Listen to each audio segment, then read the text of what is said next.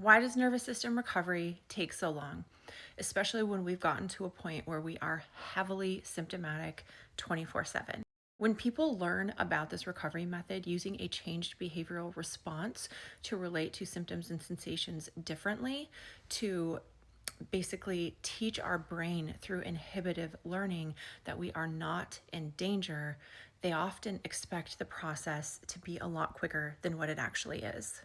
I was one of those people. And I think part of that is because I watched so many, kind of like groundbreaking recovery stories on different social media platforms, not realizing that they weren't dishonest stories. They were very much rooted in people's real lived experience. But when somebody's showcasing a recovery story, usually, especially if they're selling a product or a recovery course, they're going to showcase like the best case scenario. And I didn't realize that until I started working with a coach myself in a recovery program, got to know other people on this journey, and I started recognizing that those like lightning fast recovery stories weren't actually the norm. Those were like by far the exception to the norm. And most people took anywhere from 9 months to a year and a half, and even 2 years plus for some people to get to a point of absence of symptoms. Now, I say this all the time in almost every video. That doesn't mean it's the same level of uncomfortable or miserable or debilitating from beginning to end, but it is a process and it is not a linear process, and it does take time.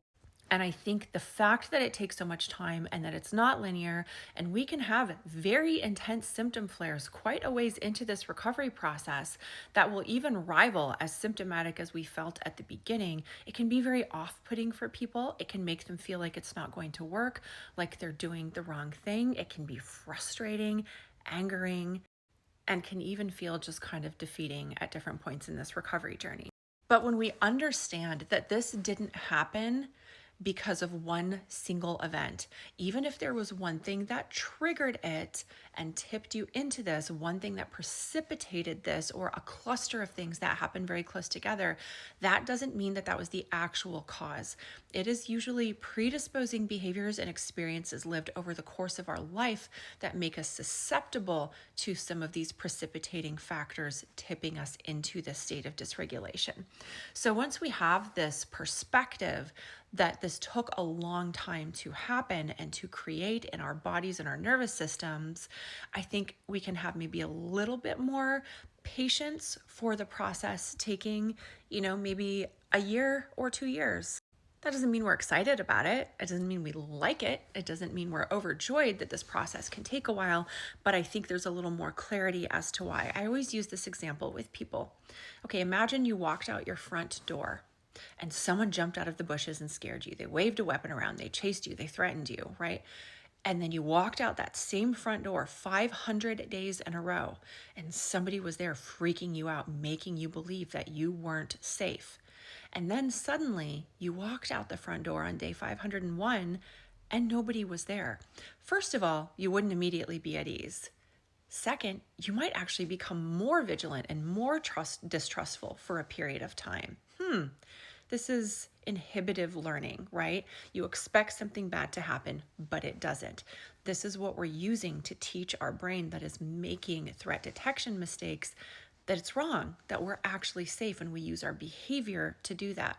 So now you walk through that door, nobody's there, you might even become hypervigilant. Do you think that within 10 days' time, you're going to believe that you're safe? Or do you think it's going to take a lot of repeat experiences walking through that door, believing that you're safe, in order to finally let down your guard? And that's why nervous system recovery takes a long time. It's not because your brain isn't learning while you're still symptomatic. It's just that you've spent a whole lifetime stuck in hypervigilance, coping, high control, perpetuating behaviors.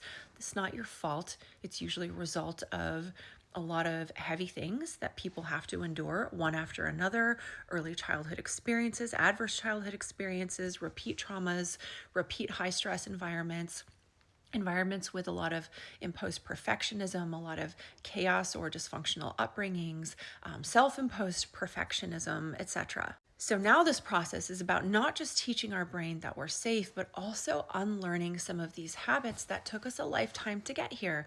Whether you're 18 years old when this happens, or you're 35, or you're like me in your mid to late 40s or older, but it can be rewired. It just takes consistency, never perfection, just consistency. And that's why this process is not an overnight thing. A lot of people will think, I did this myself at the beginning.